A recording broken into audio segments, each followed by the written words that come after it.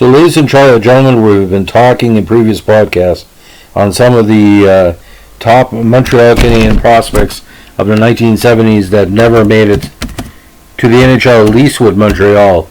And this hockey player was one of their university prospects that, he eventually made it to the NHL, but not how you think. So today we're going to be talking about the curious case of Ed Walsh. Now, not to be confused of the baseball player Ed Walsh. He spent nearly 12 seasons trying to make the NHL and the WHA, and he finally made it in his last professional season. Now, I'm sorry, a second ago I said he played in the NHL.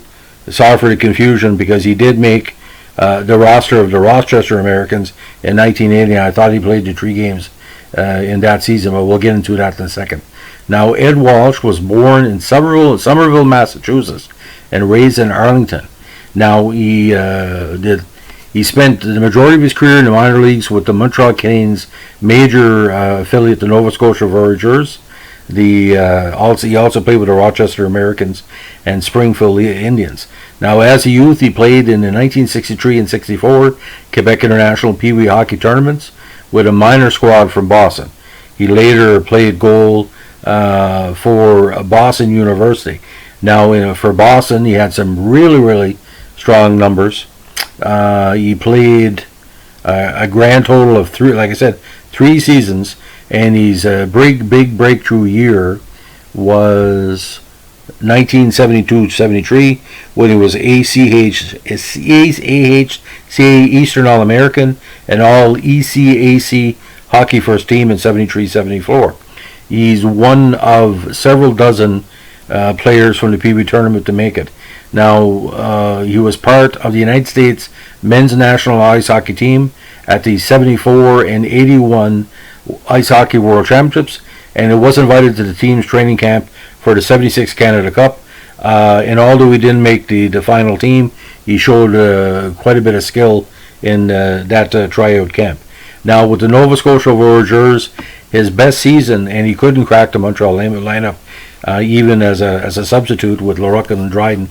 He had 26 wins, 12 losses, and 2 ties in 40 games with Nova Scotia, with a 2.86 average. Dave Ellenbass was also there as well. Now, after he left the Voyageurs, he ended up with the Broom Dusters and the Indians in 78, and with the Dallas Blackhawks in 79, and then he got his big shot in the WHA in the 78-79 season on the same team as Wayne Gretzky, no doubt, which is a feather in his cap. He lost both his games, but he had a very respectable 3.75 goals against average. Now, his last season was with the Rochester Americans in 1980 with a 17-27-5 record.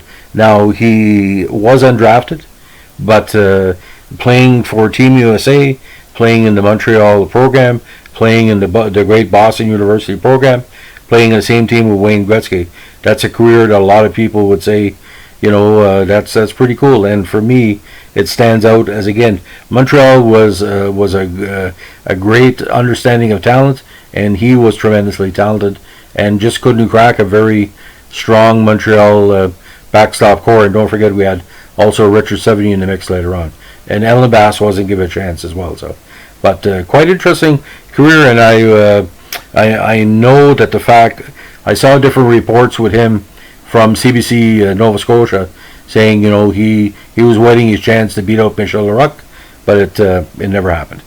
Have a good evening. Bye.